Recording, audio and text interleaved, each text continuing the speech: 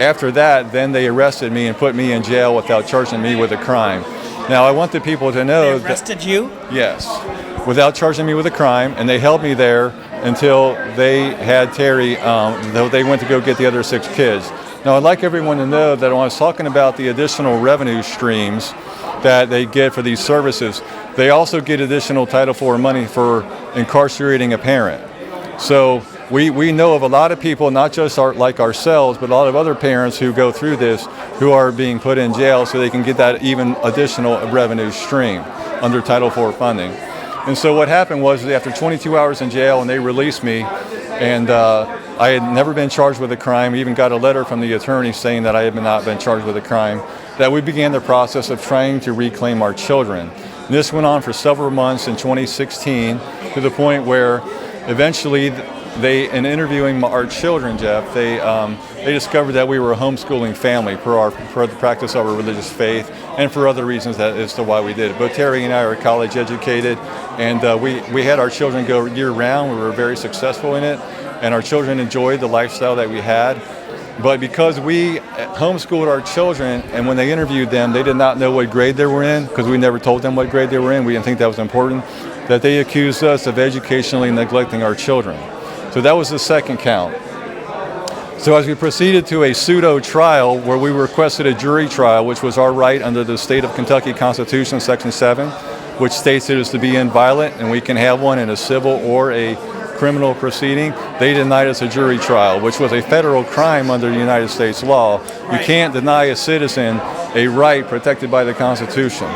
So when we began to see the crimes unfolding, and eventually after they declared us allegedly guilty of, number one, not going back to that first doctor for the medical treatment, even though there was no legitimate issue, that they also found us neglectful of educating our children. Now I want to make mention real quick that after Amy was placed in the hospital later that night, after she was taken, she was in there for 10 days or so against her will. She was monitored for all of her activity. She was not allowed to go outside, and then after 10 days, there was no diagnosis of anorexia nervosa. So instead of having our children returned to us, they have been holding them hostage from us because we refuse to comply with services, which is our right under the state of Kentucky Constitution. I believe it's Section 25 as far as involuntary servitude, and also the U.S. Constitution, the 13th Amendment, which says we are not to be subjected to involuntary servitude unless we've been convicted of a crime. Right. So because there has been no crime, we've been standing on our rights, but we have been deprived of our rights. And so our children have been in a hostage situation. And it's a real travesty. But what we furthermore discovered, Jeff, and this is really the most important part, is that when we began to see some of the criminal activity, we did a little bit of a deeper probe into it. And I began to see similar images across CPS and family court and police documents. And the woman who got our children had a brother working on the Louisville Metro Police Department at the time. And what we did was we compared unique writing style across all of these documents, and then we had source documents that were written to us by this individual. And we began to do an evaluation of all of the images across all the documents from A through Z and 1 through 9. And what we discovered was exact images that were apparently scanned off of certain documents and then formatted onto these documents. What indicated to us is that there is collusion between CPS, family court, and people in the healthcare system. And so with the evidence, and I have not just like 10 or 20, I have over 1,100 images that I PowerPointed and showed the picture. So when we have evidence of forged documents, and it shows the conspiracy to kidnap children, and the people who were involved and all of the other fraud and the acquisition of Title IV, Social Security money that we the people pay into, we went to all law enforcement channels available to us. Right. Beginning at the state level, we went to the Jefferson County Sheriff, we went to the state police, we went to the Department of Criminal Investigations, up to the Attorney General's office, the governor who was Matt Bevin at the time, a Tea Party candidate. And then when we identified the federal crimes, we went up to the federal government, beginning with the FBI up to the highest levels of the Department of Justice. We attempted to reach President Trump 4 or 5 times, and yet we had no justice, no remedy, no return. And so we're out here in the public arena now because our system has failed us. is continuing to fail us and other Americans. And even with all of the corruption that was going on in the DOJ under the Russia collusion hoax, we felt like we had to travel that path to, if we had to come out into the public arena, that the American people would know that we traveled through every agency that was available to us under our laws, and yet we still received no justice, no remedy.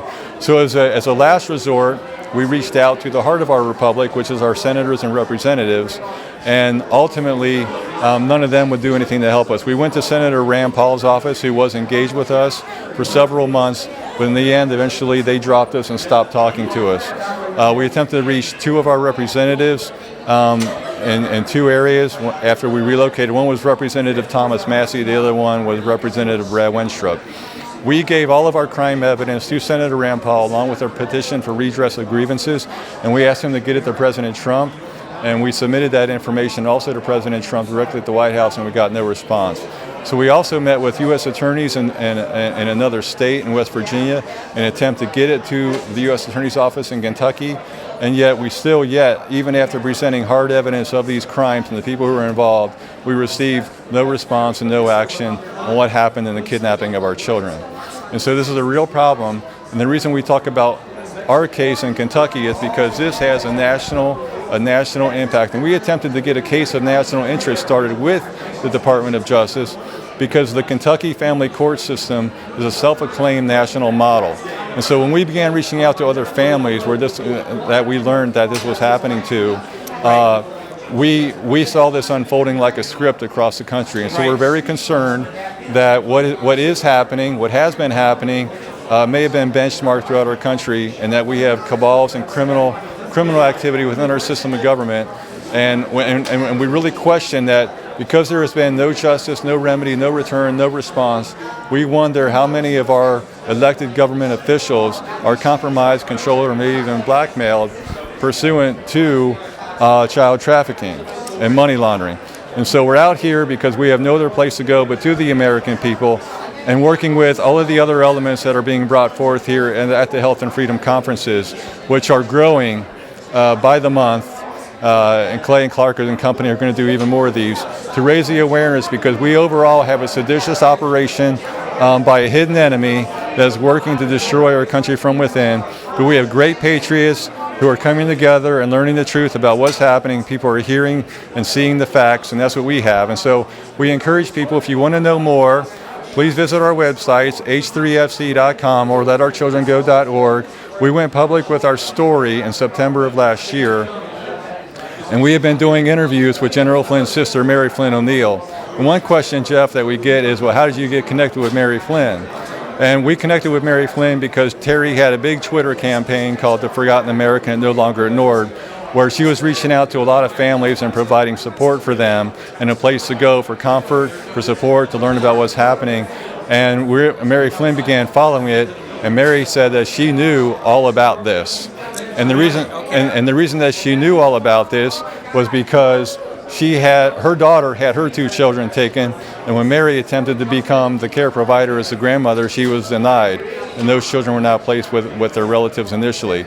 Now she has her own story out there in respect to this, and there are some other issues that she's already put out in some of the interviews, and people can reference those. But Mary's an advocate for us and other families